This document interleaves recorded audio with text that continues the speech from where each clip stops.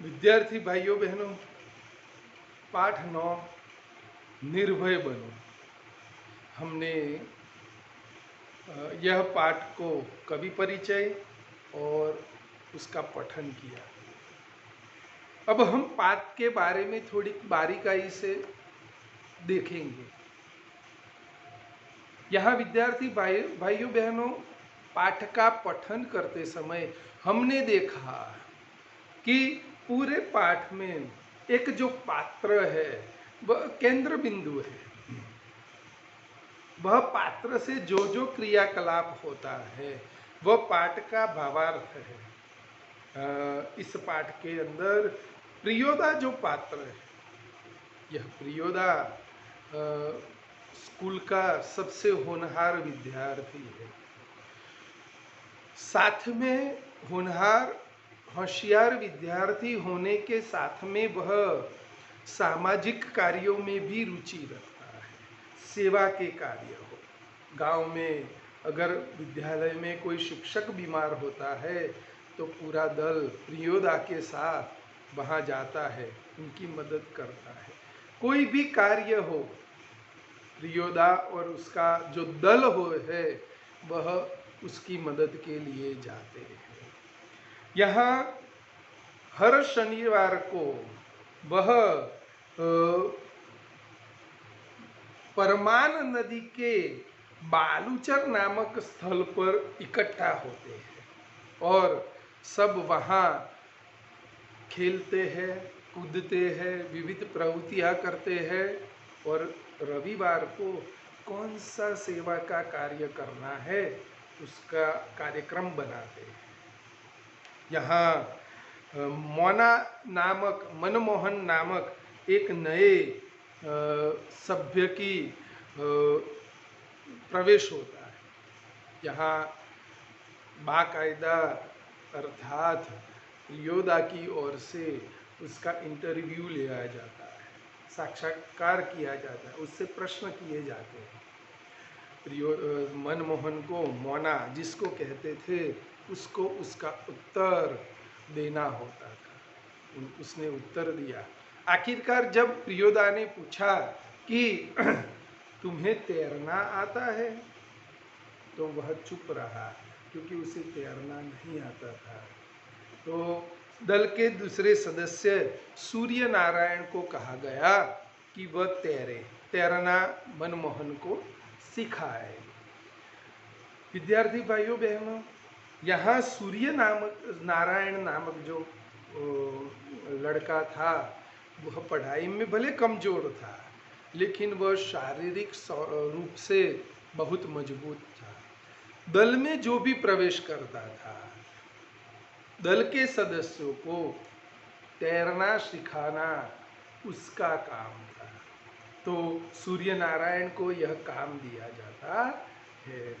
हंसते हंसते सूर्य नारायण कहता है कि एक बार मोना को उठाकर नदी में पानी में फेंक देगा, वो अपने आप तैरना सीख जाएगा। अब अंत में मनमोहन से प्रश्न किया गया था, हमने पाठ में देखा कि वह गाना जानता है। तो मनमोहन ने कहा था कि हाँ वह जानता है। तो शनिवार शाम को सभी दल के सदस्य उससे आग्रह करते हैं कि वह गीत गाए, कोई गाना गाए। और मनमोहन गाना गाता है। गाना भी कैसा? राम रहीम न जुदा करो भाई, दिल को सच्चा रखना। यहाँ भी संदेश है। इस गीत की पंक्तियाँ जो दी गई उसमें संदेश है। राम और रहीम दोनों भगवान हम मानते हैं। राम हिंदू और रहीम को मुसलमान भगवान मानते हैं। दोनों को नाम से जुदा न करो। विद्यार्थी भाइयों बहनों, मुझे यहाँ हिंदी के प्रख्यात प्रसिद्ध कवि हरिवंश राय जी बच्चन की एक मधुशाला में से एक पंक्ति मुझे याद आती है। उसमें उन्होंने कहा है, बैर बढ़ाए मंदिर मस्जिद, मेल कराती मधुशाला। तो उन्होंने सुंदर कहा था कि हमने जो मानवों ने जो जो बनाया है उसमें भेद है, उनकी नज़र से उन्होंने भेद किया है। किंतु भगवान की नज़र में तो सभी मानव एक समान है। जिस तरह से विद्यालय में विद्यार्थी चाहे कैसा भी भिन्न भिन्न प्रकार के विद्यार्थी आते हैं, बुद्धि में, सामाजिक स्थिति में, आर्थिक स्थिति में भिन्न भिन्न प्रकार के, शारीरिक स्थिति में भिन्न भिन्न प्रकार के विद्यार्थी आते हैं, लेकिन गुरु के लिए, शिक्षक के लिए उसके सभी विद्यार्थी एक समान हैं।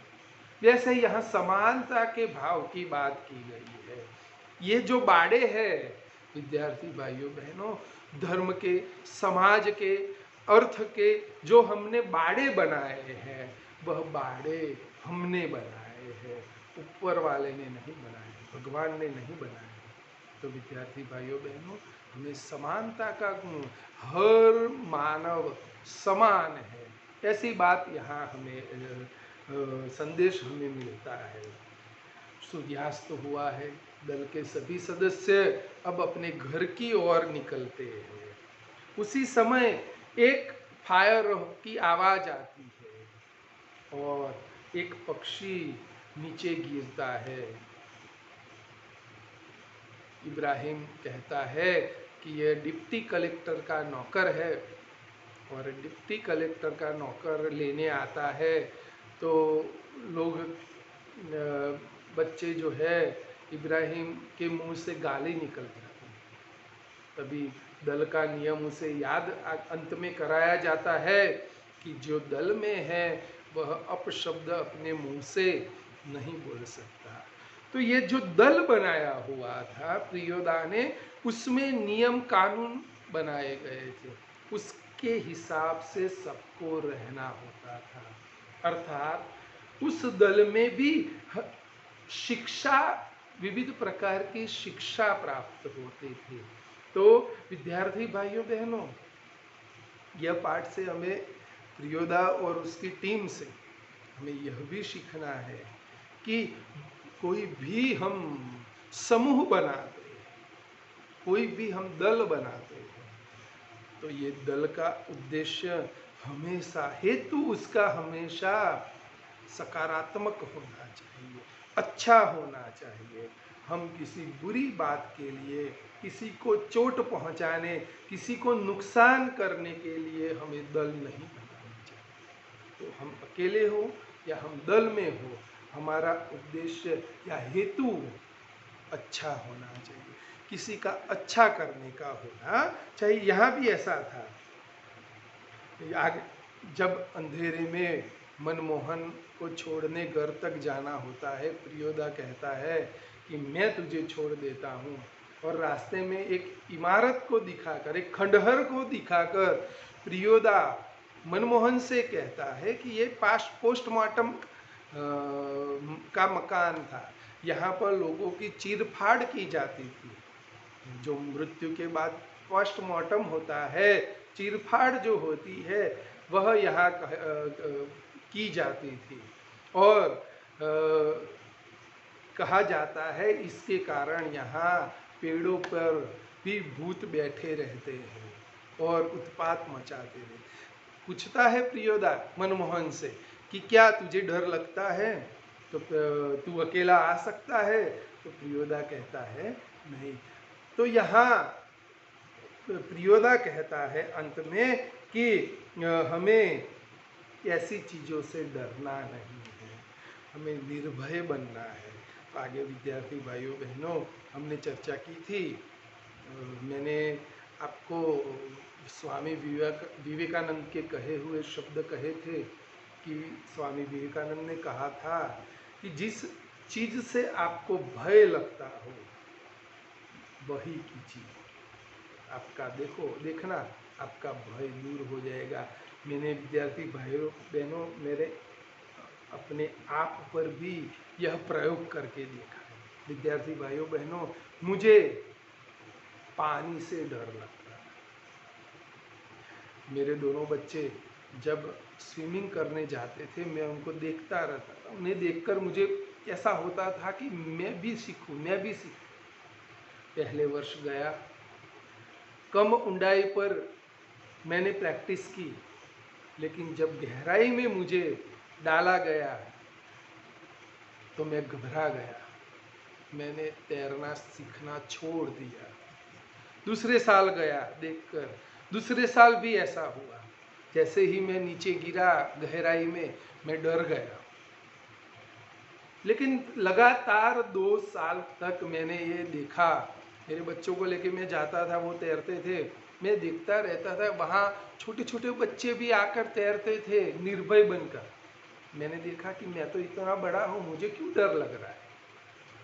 तो तीसरी बार मैंने प्रयत्न किया और मैं आखिरकार तैरना जान गया और मुझे गहराई का डर मेरे मन से निकल गया। और विद्यार्थी भाइयों बहनों, मैंने तैरना अभी 2 साल से मैं तैरा नहीं हूँ, लेकिन मुझे इतना आत्मविश्वास है कि मैं कितने भी गहरे पानी में गिरूंगा, मैं तैरने लगूंगा। तो विद्यार्थी भाइयों बहनों, तालीम या प्रयत्न से हम हमारे अंदर छिपे हुए डरों को दूर कर सकते हैं। तो यहाँ यह पाठ खत्म होता है। हम अपने जीवन में भी निर्भयता लाए, ऐसा मैं आशा रखता हूँ।